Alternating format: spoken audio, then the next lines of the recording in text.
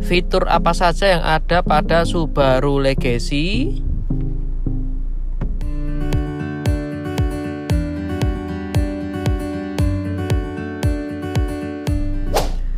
Nah, di depan saya ini ada Subaru Legacy ya, tahun 2013.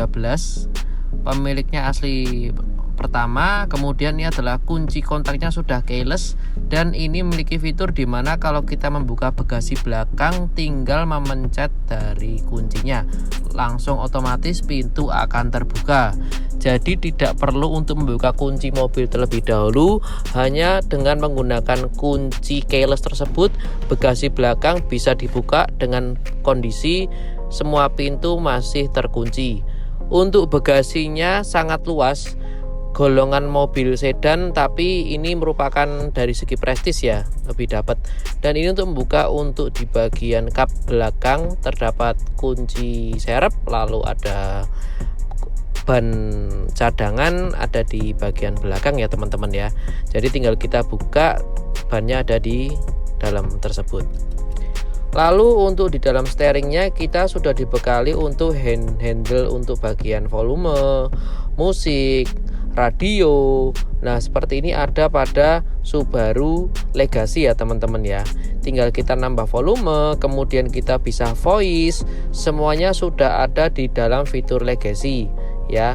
Ada untuk menjawab dan mematikan telepon, dan juga dibekali cruise control yang gunanya untuk memantau percepatan mobil sesuai RPM yang kita inginkan ya teman-teman ya.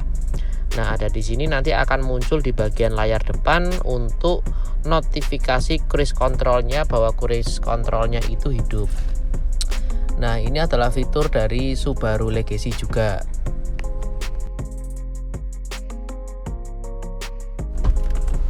Nah seperti yang aku bilang tadi, cruise control tadi akan hidup, nanti di layar depan akan muncul notifnya di depan ya, seperti itu teman-teman ya. Nanti notifnya muncul seperti itu. Nah disitu ada notifnya untuk cruise controlnya. Untuk di bagian display depan unit itu nanti akan muncul derajat AC, kemudian untuk fitur-fitur yang ada pada Subaru ya.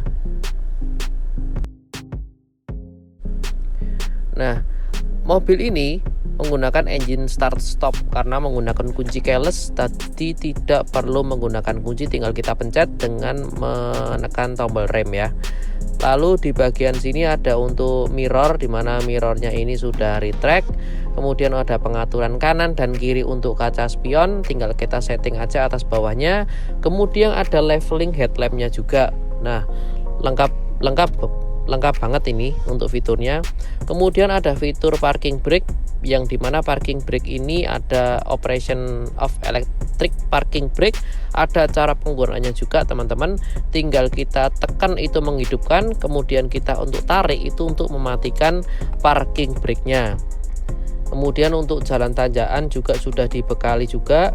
Lalu untuk membuka kunci bagasi belakang tinggal kita pencet. Untuk slippery juga untuk menahan slip lah di jalan yang licin seperti itu ya teman-teman ya.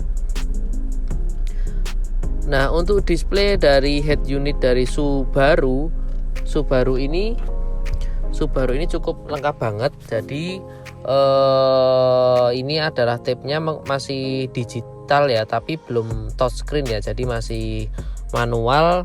Untuk tampilannya seperti ini teman-teman. Untuk tampilannya nah seperti ini. Kemudian di bagian bawahnya ini ada tombol untuk tombol yang seperti jegret dulu ya, listrik gitu loh, untuk bisa buat ngecas juga bisa, macam-macam lah ya.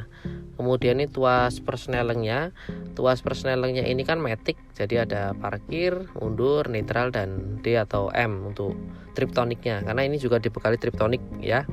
Kemudian untuk fitur lainnya ini juga ada lubang atau untuk menyimpan barang-barang juga ya. Kemudian untuk armrestnya di bagian depan ini juga fungsi juga, kalau kita buka bisa kita buat nyimpan makanan, bisa buat nyimpan barang-barang seperti itu ya.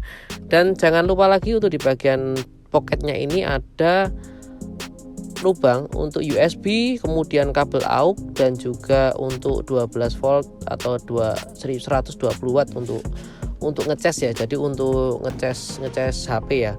Tapi untuk Wuling turbo ini belum pengecasan pengecasan yang otomatis itu loh ya.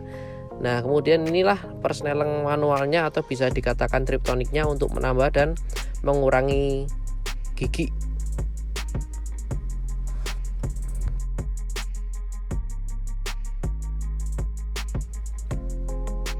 Lalu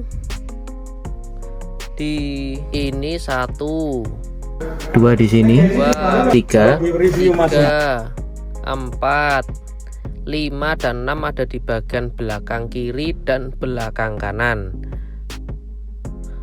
Lalu untuk airbagnya yang sisi 7 itu ada di bawah setir ya. Jadi ada 7 total airbag untuk Subaru Legacy ini. Semoga saya tidak salah. Kalau ada kesalahan bisa komentar ya teman-teman ya. Mungkin saya kurang lengkap detailnya. Lalu untuk di bagian kursi bagian pengemudi itu sudah menggunakan elektrik ya. Jadi tidak manual.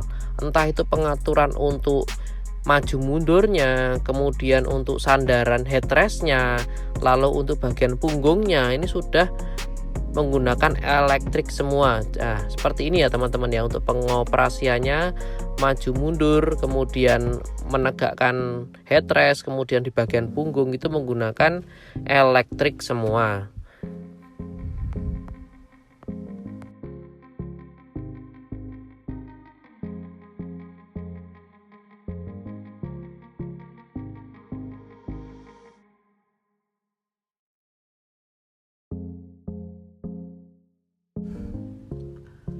Nah, lalu tapi untuk di bagian penumpang dia masih manual ya untuk pengaturan bagian kursi di bagian kiri penumpang depan. Nah, untuk di bagian penumpang depan kiri ini ada glove box, dan glove boxnya hanya satu ya. Untuk di Wuling turbo ini ada satu ya, tidak terlalu kecil dan juga tidak terlalu besar lah. Cukup lah kalau untuk saya bilang untuk di bagian glove boxnya, karena di bagian poketnya di sebelah tengah pun juga sudah banyak teman-teman ya.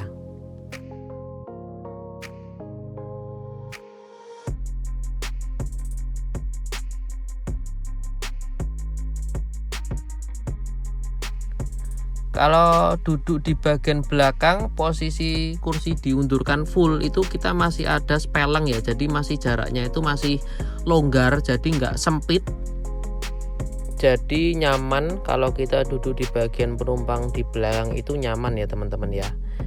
Nah, ini seperti ini kondisi dari pintu tengahnya atau penumpang di bagian tengah, ada jaring-jaring buat naruh bekal gitu ya. Nah, kemudian di bagian sini juga ada untuk armrest yang dimana dibekali untuk tempat air minum, ada 2. Dan lebih canggihnya lagi, kalau kita ingin buka di bagian bagasi belakang, kita tinggal buka saja, lalu kita tinggal ngambil barang-barang, entah itu makanan atau barang, kita tinggal masukin aja tangan di sini, nggak perlu membuka di bagian bagasi belakang.